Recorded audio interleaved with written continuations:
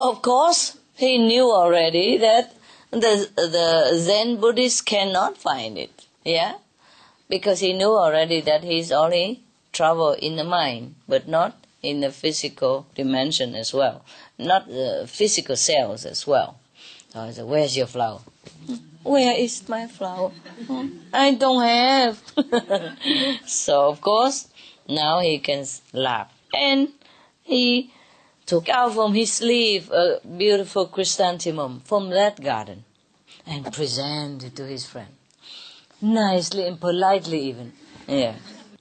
I know you love flowers.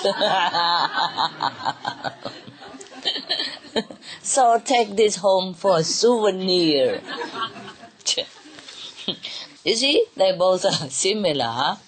When his friend told him that he has been here long ago and walked around the garden 3 times already, the Poton or the Buddhist Taoist also doesn't say anything, Doesn't even say, oh, you are better than me, oh, okay, I haven't mastered anything. And the same with when the Bolton showed the flower, he also didn't say anything, oh, you are really good and I have to learn that. And no, both of them keep quiet. Just try to do another trick to get even.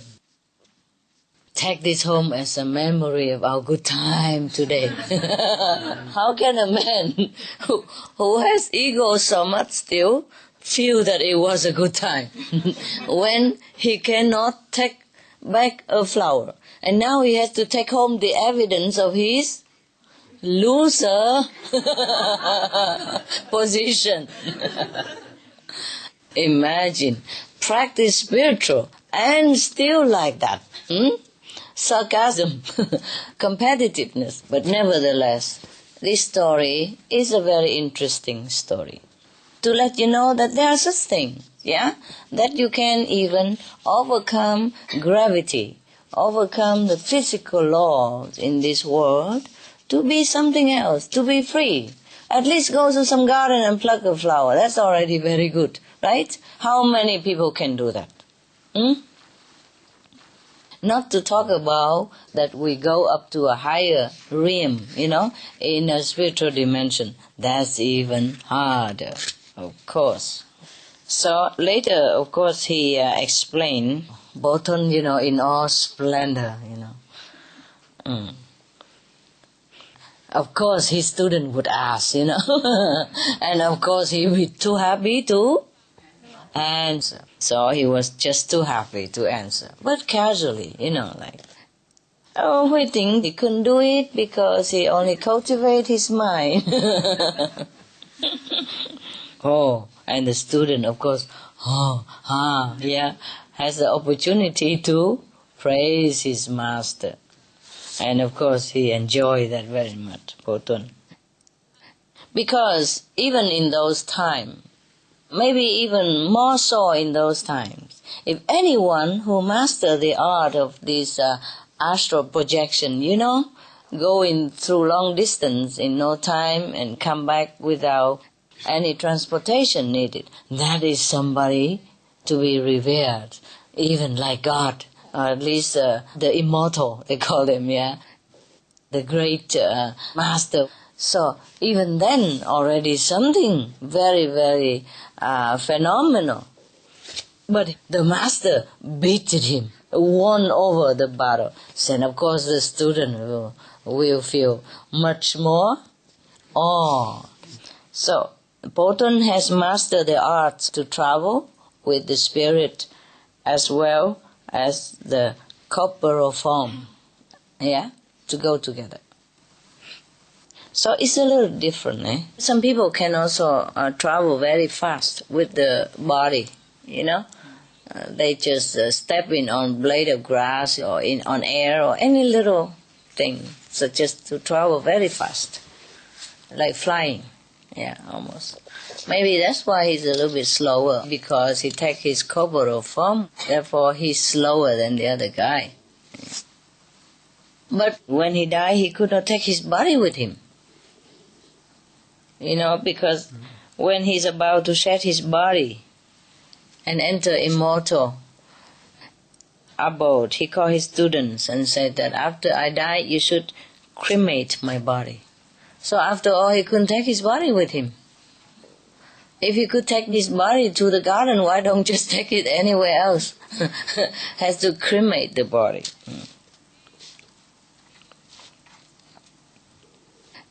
But after they cremated his body, they found many relics, Buddhism is very important. That you die, you leave some relics behind. Legend, like Buddha, when he died, he left a lot of relics.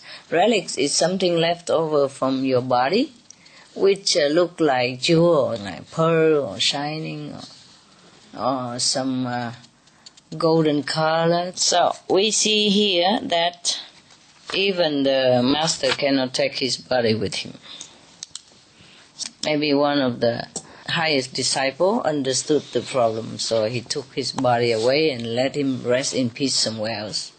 Yeah, because when the master was alive, he teach peace, right, and harmony between religions and even between men. So why should he, at the stage of nirvana, has to witness such a fight? Yeah, in front of his coffin. Imagine how illogical, yeah, and how defaming for the master. So you can tell that even you follow a master, but if you are not enlightened enough, then you also do a blunderous thing, right? So don't be like those. And if you have magical power, don't bother competing. I say to you, stay away from it, so that we can transcend and go to a higher realm. Okay? The master who could take his body to the flower garden could not take it to where? Heaven. That's it. So, in order to practice true longevity, we have to enter eternal life, not this kind of live a little longer. Because he practiced here, he went to cultivate meditation and the art of longevity. He was interested in it. So he studied with the Buddhists and the Taoists, both. But he died, like everybody else, at the age of 99. That's pretty good. Yeah. In Japan, they have a lot of women who practice nothing and live over 100 years. Now, many men and women, they live over 100,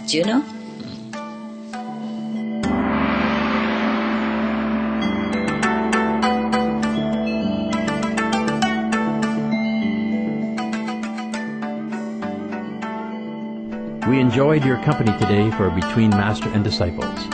Animal World, Our Co-Inhabitants, is up next right after Noteworthy News here on Supreme Master Television. Let us all live in harmony and happiness with all beings.